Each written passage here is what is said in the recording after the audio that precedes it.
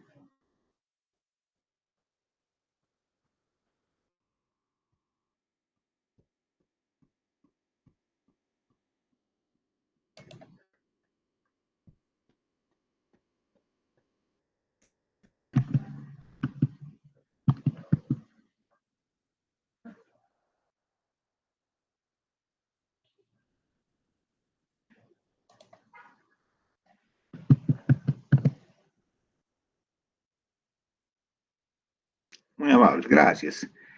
Bien, pues en esta oportunidad vamos a hablar del sistema endocrino como parte de nuestras actividades que estamos desarrollando durante esta gestión. Soy el doctor José Luis Llano Fernández. Muchos de ustedes son mis alumnos en la parte práctica, ya me conocen. Y para los que no, pues prácticamente esta sesión de sistema endocrino vamos a desarrollar esta semana y la próxima conmigo. A manera de introducción, siempre hay que recordarles pues que este sistema está formado por un gran grupo disperso de estructuras orgánicas que van a integrar y regular un estado de equilibrio metabólico entre las diferentes estructuras orgánicas de nuestro cuerpo. Todos estos órganos, llamados pues glándulas, van a liberar hormonas que van a actuar en otros órganos y pues van a generar un equilibrio. La señalización por moléculas secretadas pueden clasificarse, como ustedes ya saben, cuando esta misma glándula se estimula a sí misma, va a denominarse como autócrina. La que va a estimular a una que está adjunta va a ser la paracrina, y pues la más importante, la que vamos a desarrollar, es la endocrina, en la cual una glándula libera su producto al torrente vascular, tanto sanguíneo como linfático, y transcurre por él hasta llegar a un grupo de células denominadas blanco. A través de sus receptores, estas hormonas van a condicionar una respuesta. Sin duda, pues la hormona endocrina es transportada por este componente sanguíneo, y la respuesta de los diferentes órganos blancos o dianas a este tipo de factores, como en el caso de la hipófisis, que responde al hipotálamo, va a empezar a liberar hormonas como el que actúa sobre la tiroides.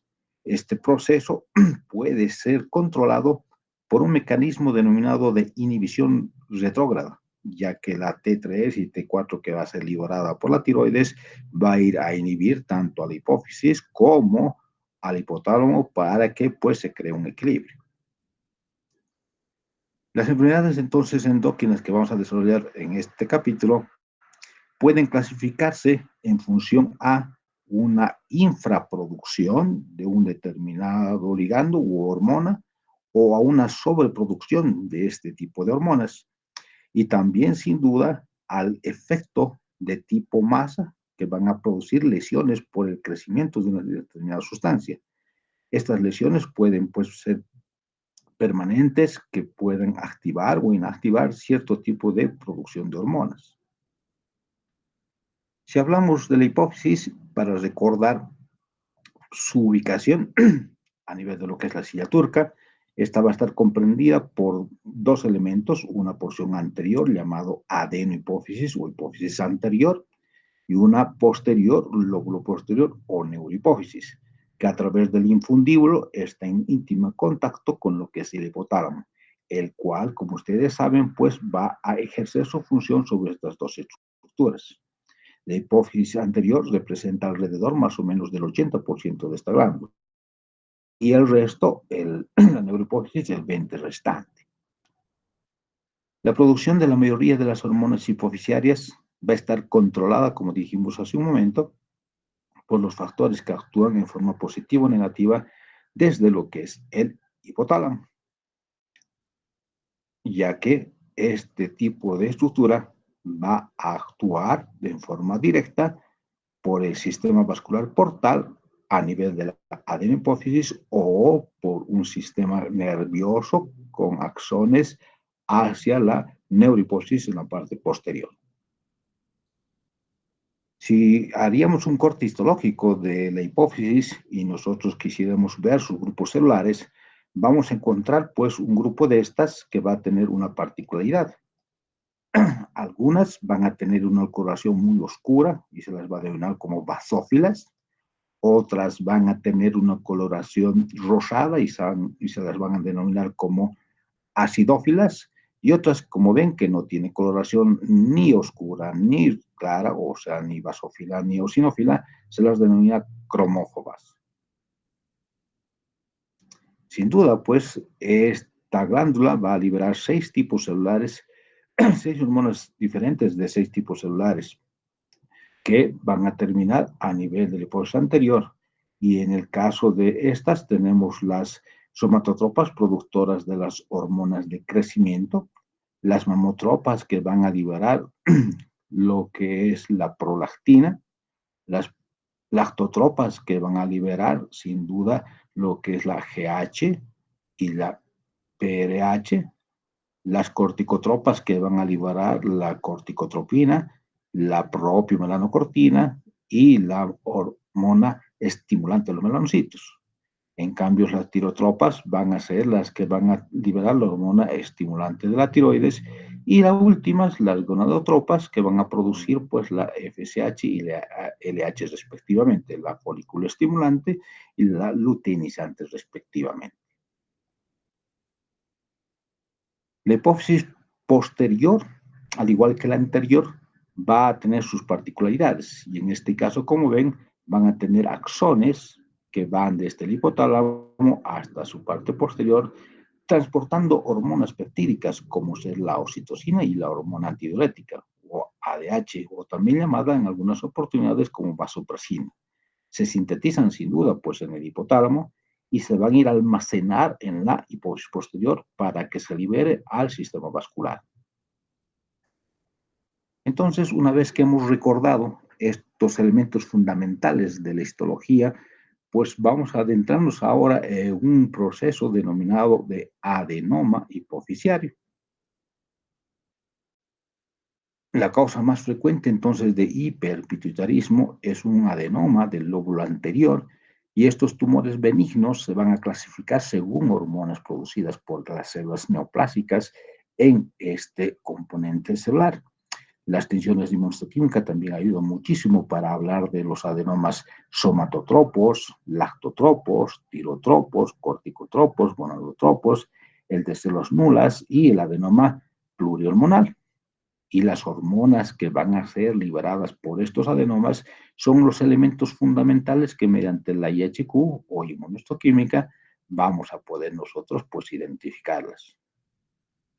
De forma general y global, cuando hablamos de un adenoma, estamos hablando de una lesión ubicada en la adenohipófisis. Algunos pueden secretar 2 hormonas, como la hormona de crecimiento o prolactina, y pues de modo excepcional son plurihormonales muchos de estos adenomas. Pueden ser funcionales, es decir, que van a secretar una hormona en particular que va a generar una manifestación clínica, o no funcionales, es decir, que van a tener sin manifestación clínica el exceso hormonal que ésta secreta. Sin duda, cuando nosotros vemos imágenes, podemos ver e identificar, pues, la alteración estructural a nivel de la hipófisis, como en este caso vemos una imagen de un hiperparatidismo, el cual pues está alterando la hipófisis. Estos adenomas hipofisiarios grandes, que sobre todo pues no funcionales, pueden causar hipopituitarismo, porque invaden y destruyen el parénquima hipofisiario anterior subyacente, invadiendo todas las estructuras que están circunvecinas.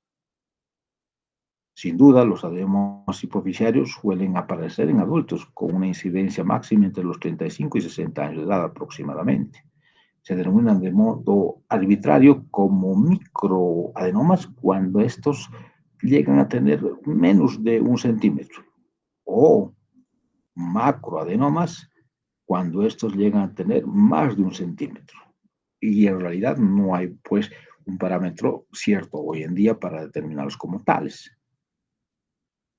Sin embargo, cuando hablamos de estos adenomas hipofisiarios, según los estudios de autopsias que se han logrado realizar, se estima que la prevalencia de los adenomas hipofisiarios en una población es alrededor de más o menos un 14%, aunque la mayoría de las lesiones son microadenomas, o sea que es menos de un centímetro, clínicamente van a ser silentes y pues resultan simplemente ser incidentales o lo que llamamos incidentomas hipofisiarios porque se han logrado descubrir solamente en los estudios de autopsias.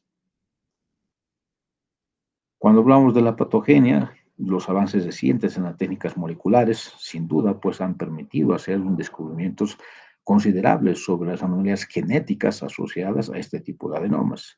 Hay genes como los GNAS que alteran la función de la proteína G, USB8, proteína asacinasa A, MEG1, SDK-N1B, proteína de interacción con receptores aril hidrocarbona, el HRAS y el SIDET1. Entonces, como ven, estos genes van a generar pues oncogenes que van a alterar la estructura normal de la hipófisis.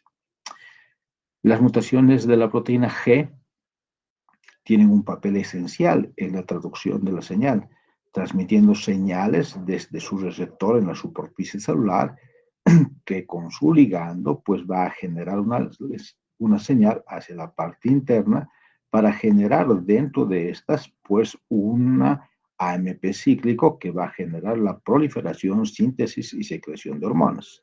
Entonces, en este ciclo, si existiese alguna mutación, por ende, pues va a haber una estimulación permanente del adenilato ciclasa para que genere AMP cíclico.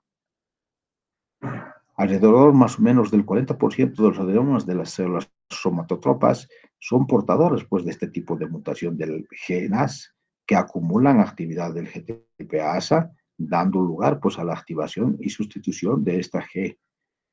Van a generar entonces de forma persistente AMP cíclico y por consiguiente van a generar proliferación celular descontrolada en ese grupo celular. Otro tipo de mutaciones activadoras de las proteasas específicas de la ubiquitina 8 se registran más o menos en el 30 o 60% de los adenomas corticotropos. La proteína codificada es una enzima que elimina los residuos de ubiquitina de las proteínas como los receptores del factor de crecimiento, protegiéndolas de la degradación dependientes de este organito citoplasmático denominado proteasoma. La activación aberrante de esta ubiquitina 8 pues permite la actividad de los factores de crecimiento epidérmico, de modo que no se destruyen y van a estar preservados. Dentro de los adenomas hipofisiarios de naturaleza hereditaria, tenemos que recordar que más o menos el 5% de estos casos se desarrollan por un defecto genético hereditario. ¿Qué quiere decir esto? Que hasta el momento se han identificado 4 genes causantes de este proceso. Uno de ellos se denomina MEMF1, que genera la primera mutación, otro llamado CDKN1B y un tercero denominado PRK1A. Estas mutaciones pues van a generar esta posibilidad de defecto genético hereditario. Estas destacable que las mutaciones somáticas de estos 4 genes rara vez pues, se encuentran en los adenomas hipoficiarios esporádicos. Cuando vemos macroscópicamente un adenoma, típico sin duda, vamos a ver una lesión blanda, bien delimitada.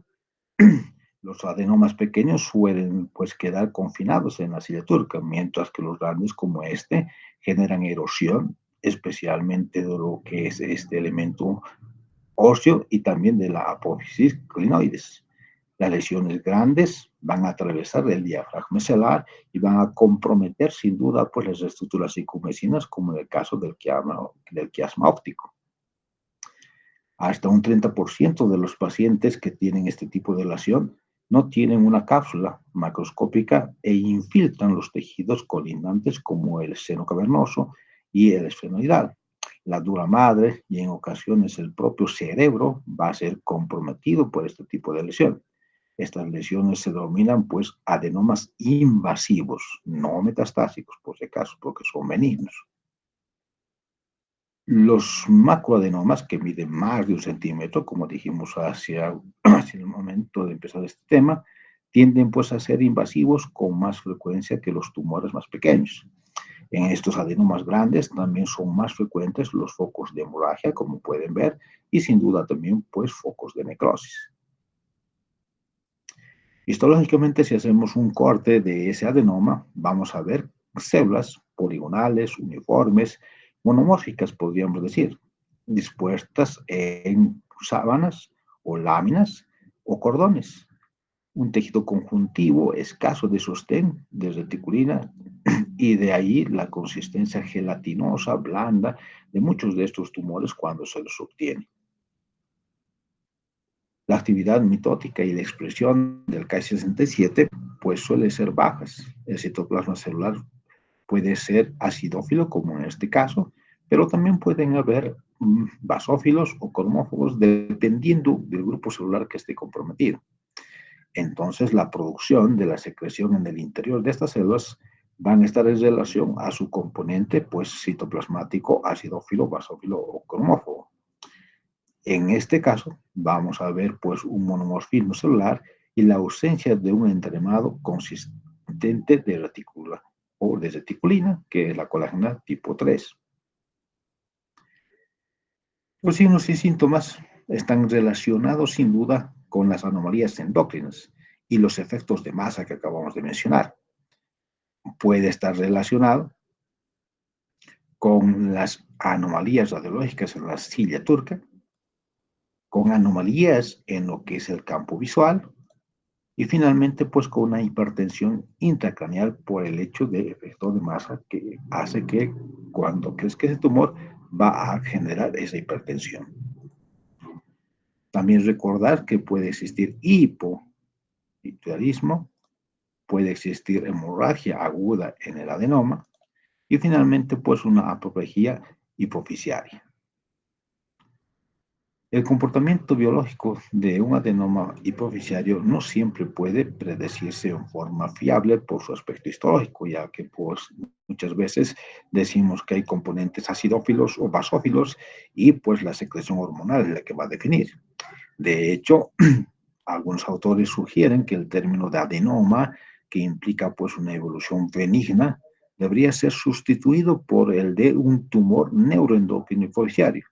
Este término va a permitir pues que no se presuponga ninguna expectativa específica sobre el comportamiento de este tumor desde un punto de vista benigno. Cuando hablamos de la glándula tiroides, al igual que de la hipófisis, debemos recordar primero sus diferentes elementos y constituyentes. Aquí vemos que está caracterizado por 2 lóbulos laterales conectados por un istmo central, que es relativamente más delgado que los lóbulos y normalmente se va a localizar por debajo y delante de lo que es la laringe. Si cortamos la glándula tiroides, vamos a ver pues un sinnúmero de estructuras de tejido conjuntivo fino que van a estar caracterizados por unos 20 o 40 folículos de distribución uniforme, tapizadas, como pueden ver en este pequeño esquema, por epitelio cúbico o cilíndrico bajo. Y en su parte interna vamos a evidenciar una estructura que nosotros conocemos como tiroglobulina o coloide, que se ve de color rojo vinoso cuando utilizamos la tinción de ácido periódico de Schiff. Entonces, estas características normales nos van a permitir identificar si hay o no estructuras que puedan alterar o enfermedades que puedan alterar esta estructura celular. Las células tirotropas de la hipófisis anterior liberan pues tirotropina a la circulación y en respuesta a los factores que vienen del hipotálamo. Entonces, la unión de la TSH a receptores en el epitelio de la glándula tiroides folicular produce la activación de un receptor, lo que permite que una de las proteínas G puedan ser las responsables de que pueda activar este mecanismo. La activación de la proteína G estimula el aumento de la concentración del AMP cíclico, que a su vez promueve el crecimiento tiroideo y así como la síntesis y secreción de las hormonas tiroideas como es la T3 y T4. Estas van a ir a actuar dentro de los receptores para la hormona tiroidea dentro de un grupo celular de células diana y van a tener una expresión genética activada. Las células epiteliales foliculares de la glándula tiroides convierten entonces la tiroglobulina en T3 y T4. La T4 y la T3 son secretadas a la circulación sistémica, donde la mayor parte de estos péptidos se unen pues a la globina de unión a tiroxina o transtirretina. Las proteínas de unión funcionan como amortiguador para mantener la concentración sérica libre de la T3 y T4 en el torrente vascular.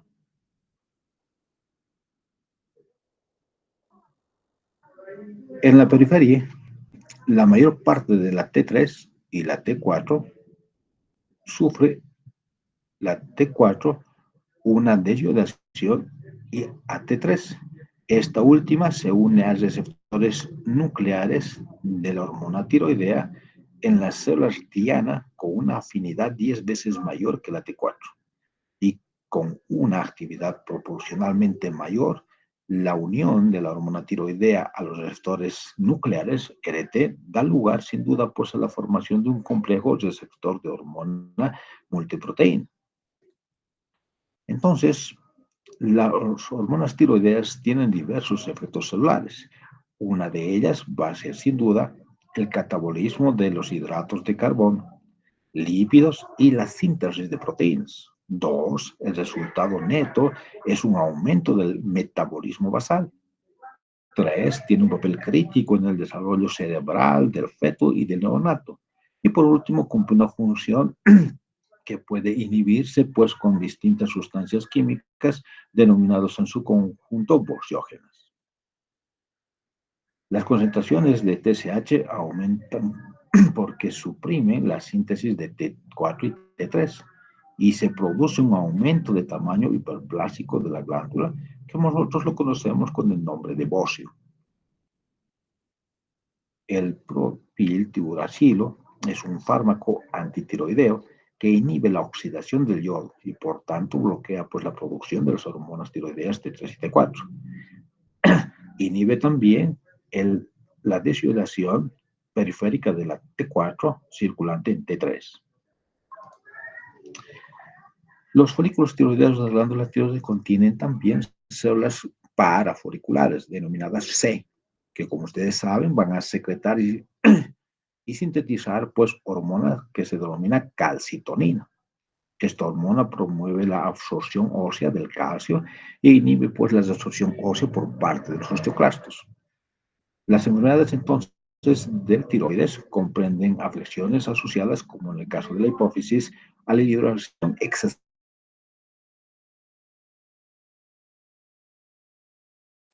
de hormonas tiroideas y hipotiroidismo. Y sin duda una tercera posibilidad son las masas en la tiroides que van a generar efecto de masa.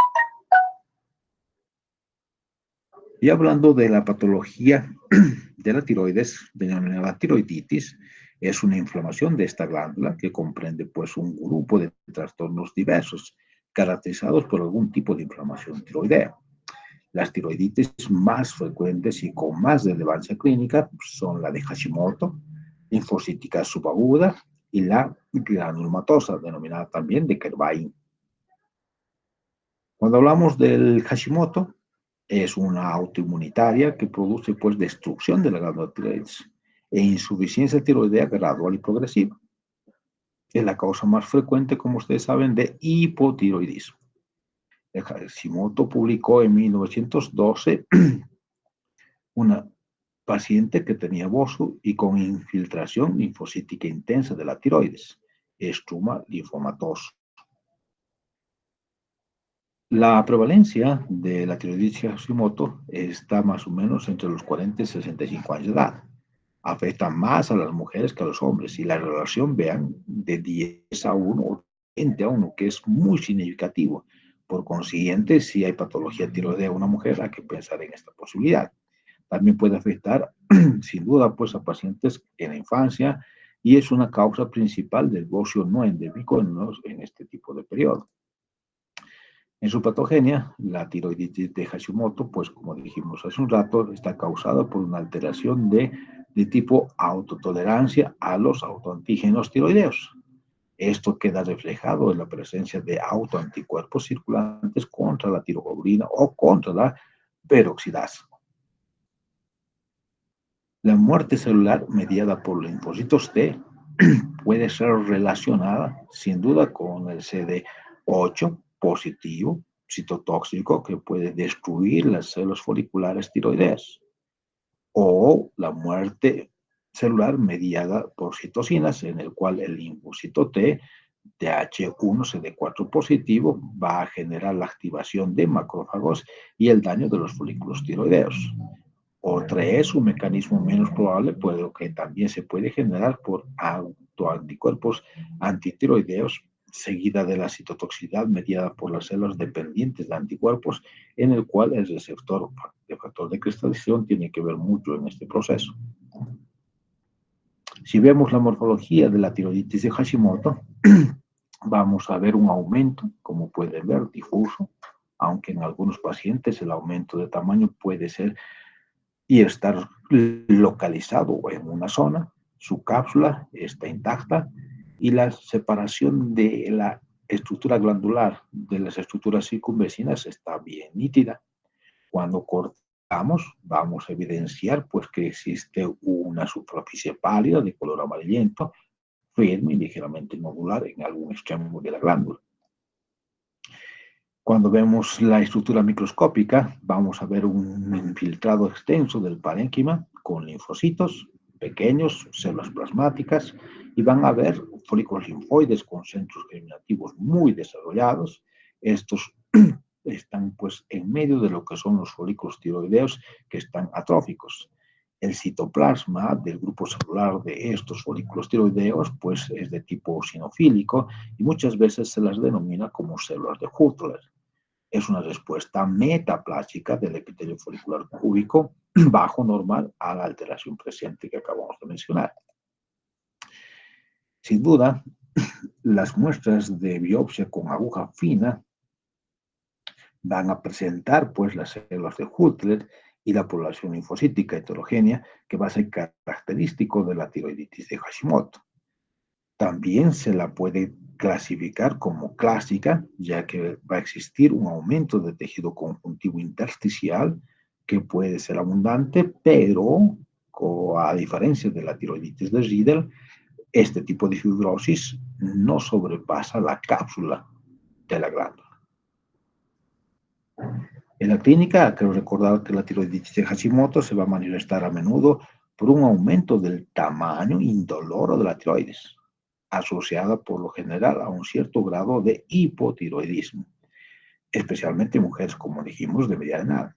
El aumento del tamaño de la glándula suele ser pues asimétrico, difuso, aunque en algunos pacientes suele estar localizado y hace sospechar a veces de una neoplasia. Puede existir alteración en la piel, depresión, fatiga y constipación. En el caso habitual del hipotiroidismo, aparece pues de modo gradual, gracias a que muchos de los pacientes pueden estar pues precedidos por una tirotoxicosis transitoria causada por la ruptura de los folículos tiroideos. Durante esta fase va a existir una elevación de las concentraciones de t 3 y T4 libres, una disminución de la TSH y una disminución de la captación del yodo radioactivo. Sin duda, cuando hablamos del hipotiroidismo, esta disminución de las concentraciones de T3 y T4 y se produce un incremento de compensador de la TSH. Las personas con tiroiditis de Hashimoto tienen, pues sin duda, más riesgo de tener otras enfermedades autoinmunitarias endócrinas, como la diabetes tipo 1 o la suprarrenalitis autoinmunitaria, pero también pueden sufrir de no endócrinas, como lupus eritematoso sistémico, miastenia gravis o eventualmente pues, un síndrome de Sjögren. También se ha expuesto a mayor riesgo de desarrollo de linfomas B de la zona marginal extragranular. La relación entre la tiroiditis de Hashimoto y el cáncer epitelial tiroideo sigue siendo pues hoy en día motivo de controversia, pero algunos estudios morfológicos y moleculares indican una predisposición de la tiroiditis de Hashimoto sin duda al carcinoma de tipo papilar. Cuando hablamos de la linfocítica subaguda o indolora, debemos recordar pues, que la tiroiditis linfocítica indolora suele manifestarse por un hipertiroidismo leve, aumento de tamaño de la glándula tiroides o de ambos. Aunque puede aparecer a cualquier edad, es más frecuente en adultos de mediana edad y especialmente en mujeres. Puede haber pues un trastorno similar a la tiroiditis indolora durante el puerperio, hasta un 5% de las mujeres, y se va a denominar a este tipo de tiroiditis como posparto. Son variantes de la tiroiditis de Hashimoto porque la mayoría de los pacientes tienen anticuerpos circulantes antiperoxidasa, tiroidea o un antecedente familiar de otros trastornos de tipo autoinmunitario, como mencionamos en la anterior diapositiva. Desde el punto de vista morfológico, el aspecto macroscópico de la glándula tiroides aparentemente es normal, excepto un posible ligero aumento del tamaño simétrico de esta glándula. Si vemos al microscopio, más específicos son las infiltraciones linfocíticas con centros germinales, hiperplásicos dentro del parénquima tiroideo y colapso irregular de los folículos tiroideos. A diferencia de la tiroiditis de Hashimoto, las fibrosis y las metaplasias con células de Hutler, que dijimos, de color rosado, no son signos pues, prominentes de este cuadro. Dentro de la clínica podemos decir que va a existir un bocio indoloro, hipertiroidismo manifiesto transitorio o ambos. Algunos pacientes pasan pues, de un estado de hipertiroidismo a un hipotiroidismo antes de la recuperación, presentando un hipotiroidismo evidente en un periodo de 10 años aparentemente. Cuando hablamos de la tercera posibilidad de una tiroiditis denominada granulomatosa, estamos hablando de la tiroiditis de Decker-Wein. Es mucho menos frecuente que la tiroiditis de Hashimoto, sin duda. Se va a presentar en pacientes entre 40 y 50 años de edad. Y igual que la anterior, pues se presenta más en mujeres que en hombres, relación 4:1. Dentro de la patogenia podemos decir que es desconocida, pero se cree que va a ser desencadenada por una infección de tipo vírica. Hay antecedentes de infección respiratoria alta antes de que se presente este tipo de tiroiditis de Decker-Wein. Esta enfermedad tiene una incidencia estacional máxima en el verano y se ha visto algunos tipos de brotes de este tipo de tiroiditis asociado pues al virus Coxsackie, parotiditis, sarampión y adenovirus respectivamente. Aunque se desconoce, es probable que esté causada pues, por una infección vírica, como dijimos, con exposición a antígenos víricos o tiroideos. Este antígeno estimula los linfocitos T, citotóxicos, que a su vez pues, dañan las células foliculares tiroideas y van a generar una respuesta inmunitaria al virus o pues a los componentes tiroideos, formando unas estructuras granulomatosas. En su morfología macroscópica, la glándula tiroides pueden ser unibilaterales su aumento, es firme, tiene una cápsula intacta y puede estar adheridas a estructuras colindantes. Al corte vamos a evidenciar pues que son firmes de color blanco amarillentas. Y si vemos al microscopio, en una fase inflamatoria activa, vamos a ver folículos dispersos al, alterados por completo y reemplazados por neutrófilos, generando muchas veces, como pueden ver en esta imagen superior, microabscesos. Más adelante, los signos más característicos de esta tiroiditis va a generar agregados de linfocitos, macrófagos, células plasmáticas asociados a los folículos tiroideos dañados. Va a existir pues la presencia de células gigantes multinucleadas, englobando gran cantidad de lagunas y fragmentos de coloide. De ahí la denominación de tiroiditis granulomatosa. En fases más avanzadas de la enfermedad, un infiltrado inflamatorio con fibrosis puede reemplazar los focos de lesión. O en ocasiones hay diferentes etapas histológicas de la misma glándula. Dentro de la clínica hay que recordar que va a existir dolor tiroideo, un aumento del tamaño variable de tiroides, inflamación tiroidea y el hipertiroidismo. Va a existir una concentración sérica alta de T3 y T4 y una baja de TSH durante esta fase. La captación de yodo radioactivo pues es baja en este tipo de pacientes. La recuperación por lo general es entre 6 a 8 semanas. Si hablamos de la tiroiditis de Riedel, que es rara, menos frecuente que la tiroiditis anterior, infrecuente, se caracteriza por una fibrosis de la glándula tiroides. Las estructuras cervicales contiguas están adheridas. La presencia de una masa tiroidea dura, fina, simula clínicamente muchas veces pues un carcinoma de tiroides. Y cuando hacemos la ablación y corte, tiene esa misma característica. Pero cuando vemos al microscopio vamos a evidenciar una fibrosis idiopática, sin duda no solamente en las glándulas tiroides, sino en partes de la estructura circunvecina y en otras partes del cuerpo, como en el retroperitoneo, y también las manifestaciones de enfermedades autoinmunitarias sistémicas relacionadas con la IG4, asociadas a la fibrosis e infiltración tisular de las células plasmáticas, sin duda, ya que estas son las responsables de generar las inmunoglobulinas. Por último, vamos a hablar de la enfermedad de Graves, Basedowell-Parry. La enfermedad de Graves es causa más frecuente pues, de hipertiroidismo endógeno. Publicado en el año de 1835, las observaciones de Graves sobre la enfermedad caracterizada por algún tipo de palpitación violentas y prolongadas en mujeres asociadas a un aumento del tamaño de la tiroides. Sin duda, la enfermedad se va a caracterizar por una triada clínica. Lo primero que nos llama la atención es el hipertiroidismo asociado a un aumento del tamaño difuso de la glándula. Segundo, vamos a ver una oftalmopatía infiltrante con esoftalmo secundario. Y por último, una dermopatía infiltrante localizada, denominada en ocasiones mixedema pretibial, presente pues en la mayoría de los pacientes.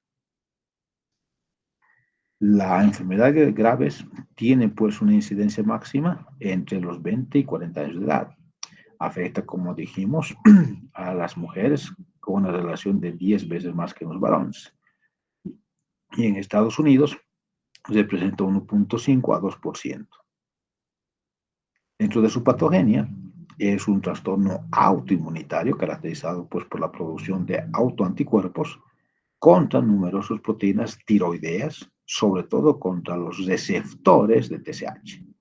Diversos anticuerpos que pueden estimular y bloquear el receptor de TSH son detectados pues, en la circulación sanguínea.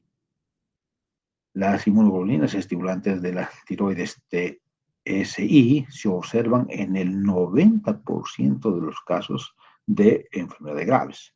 Este TSI se une a receptores específicos para TSH y simulan sus efectos, estimulando la adenosiclasa e incrementando la liberación de las hormonas tiroideas T3 y T4 respectivamente. Como se ha indicado, algunos pacientes también pues, presentan anticuerpos bloqueantes de los receptores TSH en la circulación y con minoría, pues da lugar a un hipotiroidismo. Sin embargo, cuando hablamos de un hipotiroidismo y un hipertiroidismo, obviamente no es lo mismo. Si decimos un hipertiroidismo, estaríamos hablando de la enfermedad de Graves. Si estaríamos hablando de un hipotiroidismo, estaríamos hablando de Hashimoto. La tasa de concordancia, si vemos dos gemelitos monocigóticos iguales, la presentación de esta enfermedad es del 30 al 40% en ambos. Y si hablamos de disigóticos, es menos del 5% de que pueda existir enfermedad de Graves en uno de ellos. Sin duda, vamos a hablar pues de un polimorfismo de genes en el cual va a haber alteración del CTLA4, del PTPN22 y del IL2RA.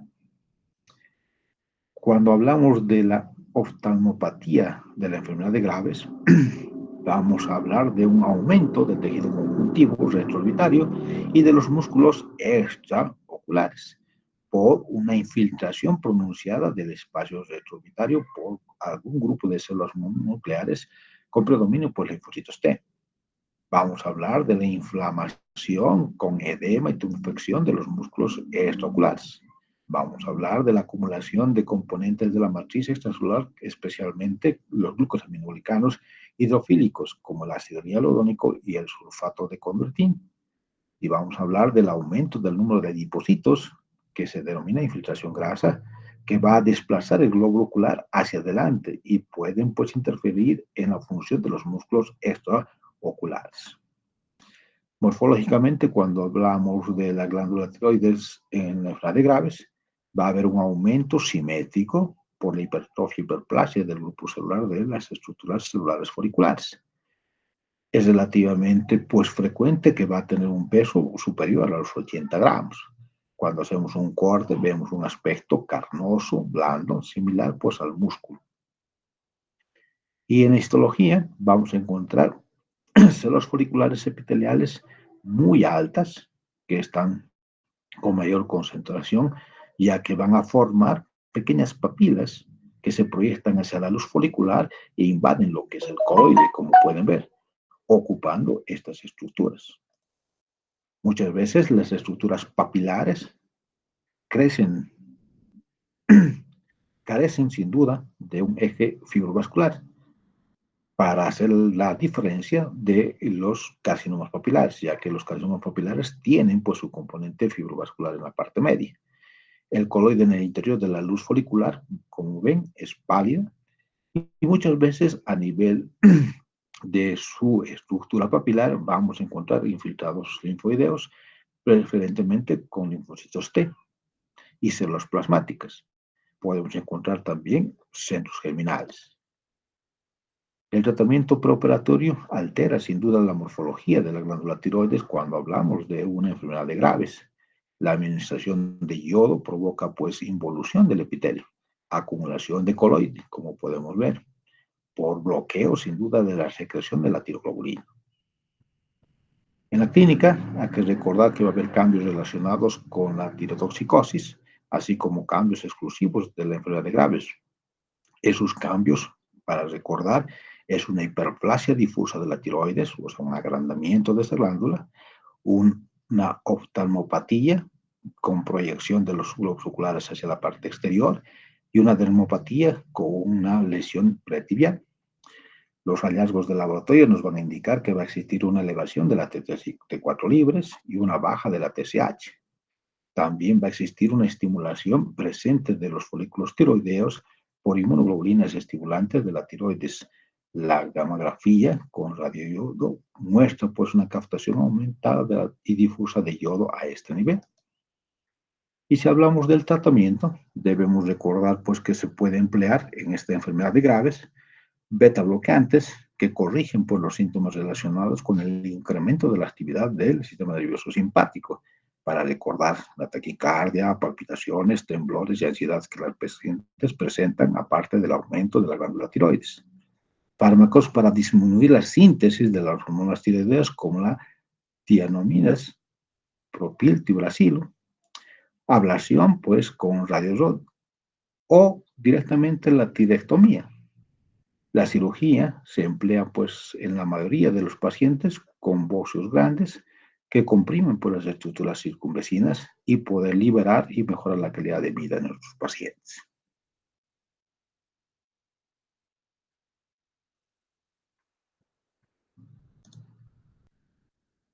Bien, pues hemos concluido la presentación del día de hoy.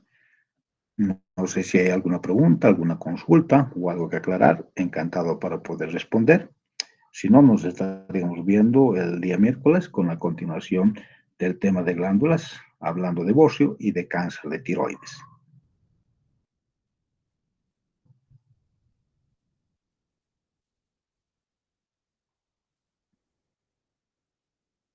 Tienen la palabra, jóvenes.